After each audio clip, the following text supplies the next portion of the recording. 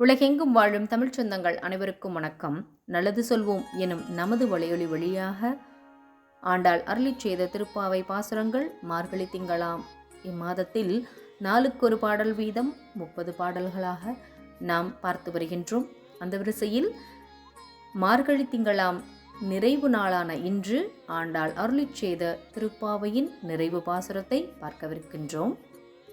சூடிக் கொடுத்த சுடற்கொடியாம் ஆண்டாள் நமக்கு அருளிய இந்த திருப்பாவை பாசுரங்களை பக்தியுடன் பாராயணம் செய்தால் கிடைக்கக்கூடிய பலன்களை பற்றி ஆண்டாள் திருப்பாவையின் நிறைவு பாசுரத்தில் அருளியிருக்கின்றாள். திருப்பாவையின் நிறைவு பாசுரம்: வங்க கடல் கடைந்த மாதவனை கேசவனை திங்கள் திருமுகத்து சேயிழையார் சென்றிறைஞ்சி அங்க பறைகொண்ட வாற்றை அணிப்புதுவை பைங்கமலத் தன்தெறியல் பட்டர்பிரான் கோதை சொன்ன சங்கத் தமிழ் மாலை 30 தப்பாமே இங்கி பரிசுரைப்பார் ஈரிரண்டு மால்வரைத்தோள் செங்கன் திருமுகத்துச் செல்வத் திருமாலால் எங்கும் திருவருள் பெற்று இன்புறுவர் எம்பாவாய்.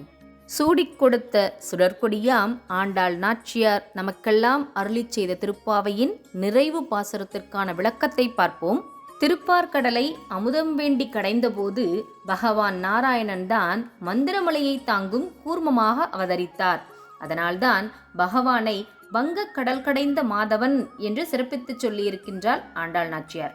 அறிவு பிரகாசிக்கும்படியான முகத்தை உடைய கோகுலத்து சிறுமியர்கள் எல்லோரும் கிருஷ்ணனாக அவதரித்த கோவிந்தனிடம் சென்று அவன் திருவருளை பெற வேண்டி திருவில்லிபுத்தூரில் பட்டர்பிரான் மகளாக துளசிவனத்தில் தோன்றிய கோதை சொன்ன இந்த தமிழ் மாலை 30ஐயும் நாள் தவறாமல் பாராயணம் செய்வார்களாம்.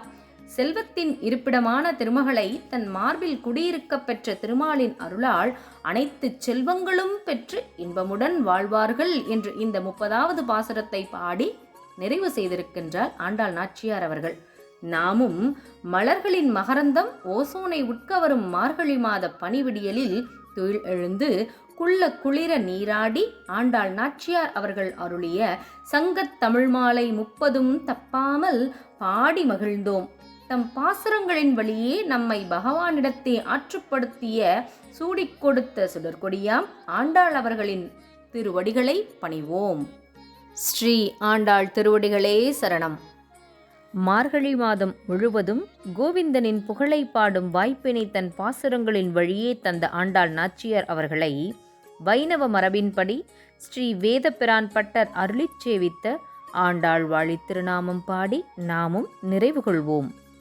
கோதை பிறந்த ஊர், கோவிந்தன் வாழும் ஊர், சோதிமணி மாடம் தோன்றும் ஊர், நீதியால் நல்ல பத்தர் வாழும் ஊர், நான்மறைகள் ஓதும் ஊர், வில்லிபுத்தூர் வேதக்கோன் ஊர், பாதகங்கள் தீர்க்கும் பரமனடி காட்டும் வேதம் அனைத்துக்கும் வித்தாகும் கோதை தமிழ் ஐந்தும் அறியாத மானிடரை வையம் சுமப்பதும் வம்பு.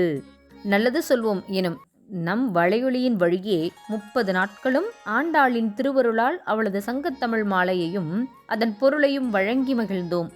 உள்ளம் குளிர உணர்வலைகளை உள்வாங்கிய உங்கள் அனைவருக்கும் நெஞ்சம் நிறைந்த நன்றிகள். நன்றி, வணக்கம்.